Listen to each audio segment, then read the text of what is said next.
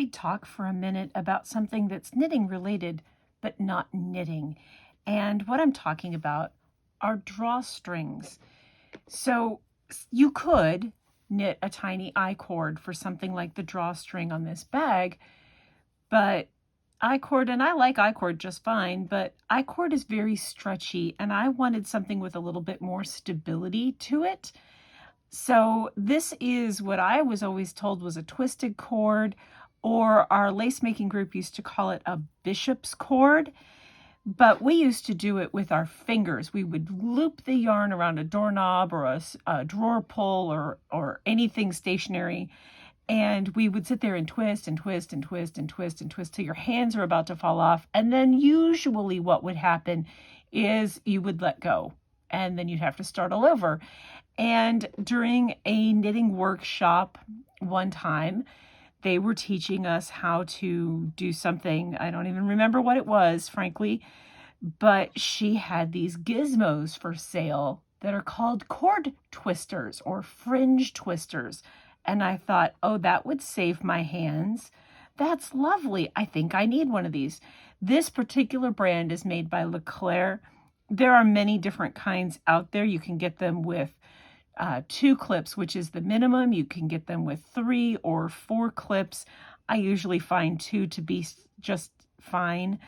But essentially, this is going to make this job so much easier. So you want to make sure whatever you're going to put a drawstring in has an even number of holes so you can go in and out an even number of times. So, you know, whatever even number you need to space out all the way around. And then I've made 2 so that this pulls this way. You could just make a single drawstring so you can pull it closed to one side, but I like the security of having opposing drawstrings. So I needed to make 2. For our little demonstration today, you're going to need some yarn. I've picked green and purple so you can see what happens as I twist them. And you're going to need a pair of scissors. You will need a stationary object somewhere across the room. It doesn't matter where. That has not changed. So I've got my yarn anchored over there. And then you're going to cut yourself some yarn. And you want the yarn to be twice as long as whatever it is you want the length of your finished cord to be. So if you want a 1-foot piece, you need it to be 2 feet long. And then you need to double it because you're going to take it and wrap it around whatever you're anchoring it to. So you actually need it 4 times the length of the finished piece. And because I am a basically insecure person, I believe anything that can come undone will, I am going to take my 2 little tails here and tie them into knots so that when I put it into the alligator clips on my fringe twister, they don't pull right back out of those little teeth as easily. I did learn through trial and error that each strand of your twisted cord must have at least 2 pieces of yarn. You cannot do it with a single piece of yarn in each clamp of the fringe twister. So then you just pinch the little alligator clip and put your knot in the teeth of the alligator clip. This is a great while you're watching TV project. And then you hold it and you just start twisting. And you always want to go in the same direction. Twist and twist and twist and twist and twist and twist and twist. And you keep twisting until the thing is as tight as you want it to be. It is also essential that all of your strands be the same length. So usually I measure them out by hand, just eyeball it, and it does get this little squeaky squeaky going, which I think is kind of charming, but if it annoys you, just know it's a short time that you have to do this. And you twist. If you were making a bunch of these cords, you would want to keep track of how many times you were twisting so that each of your cords had the same amount of twist. I'm just doing this for demonstration. So you twist it and twist it and twist it and twist it until your pieces look really, really, really tight. Here, let me get a better picture. There, now I've moved over a little bit so I can get some slack. What you want is to test it and see when you let go of this, how tight, when you fold it back on itself, does that twist up. That looks like a really nice cord. I think we've got a nice number of twists here. So now what I'm going to do is leave them anchored here. I'm going to take the scissors and I'm going to very carefully cut where I tied them around my anchor over off camera. So now I've got these here. I'm going to hold these. This will just dangle and you fold them in half. So now I've got these ends brought up to those ends. And here's the trick. Put your finger in the bend.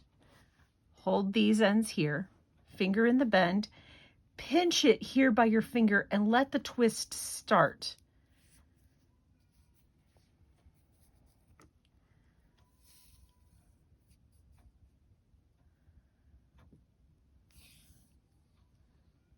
There we have a really pretty 2-color cord.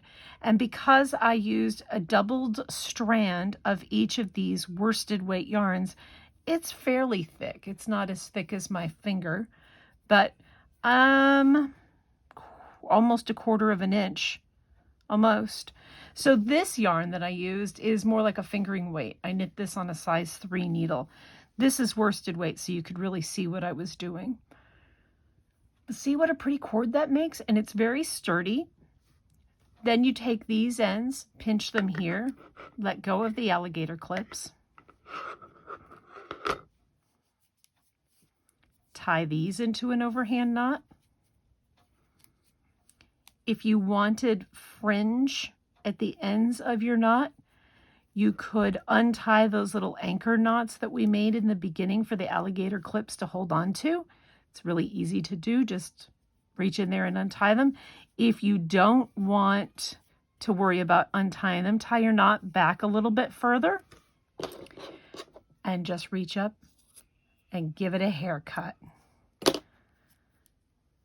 There's a fringe there. Then you come to the other end, tie these guys into a knot.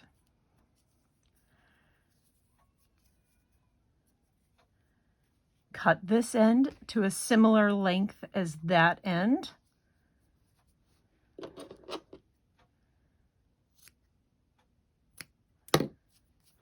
And you have fringes at the end of your cord.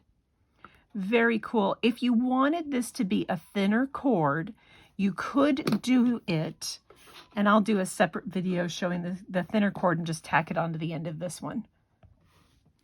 So for a thinner cord, I've done the same thing. I've doubled a piece of worsted weight yarn. I've anchored it off camera to the left.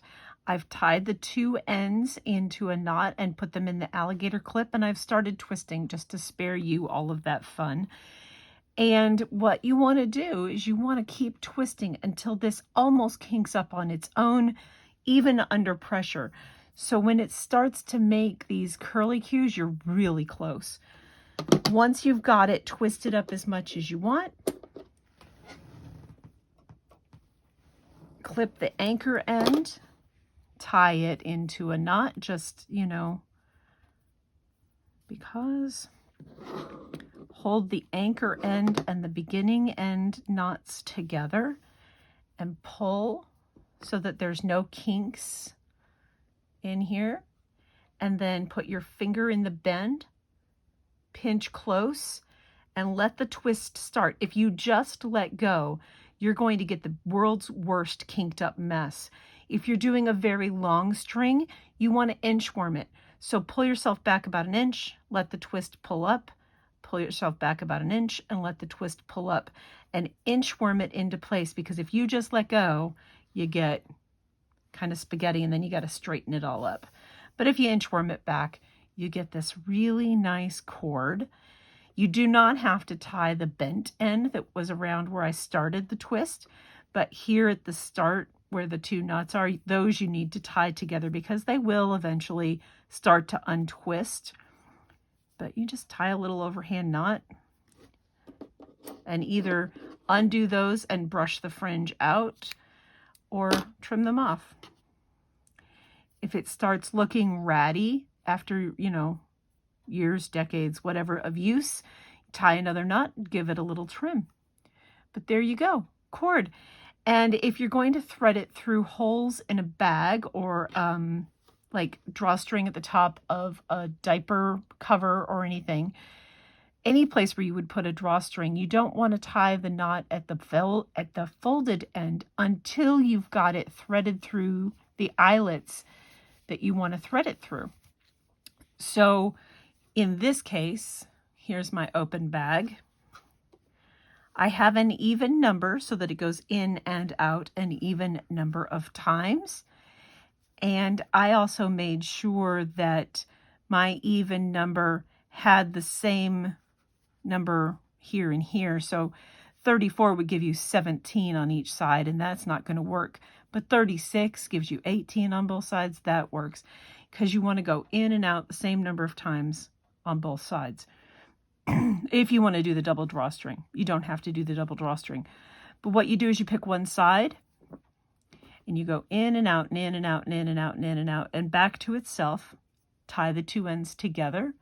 Then you go to the opposite side and you start and you go in and out, in and out, in and out, in and out, and bring it back together and tie.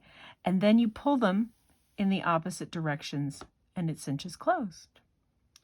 Super fun. I hope you enjoy it, and I hope that you give your local yarn shop a shout and see if they have any of these fringe twisters.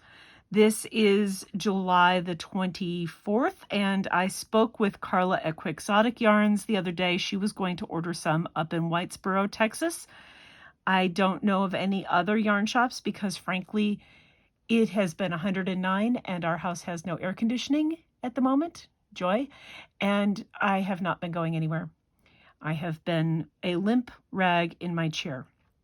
So I don't know who has what in stock, but I happened to be on the phone with Carla, so I asked her. Call your local yarn shop. If they don't have it, you can always order them online. But when you can, support our local yarn shops. Thank you so much. I hope this helps you. Have a fabulous day.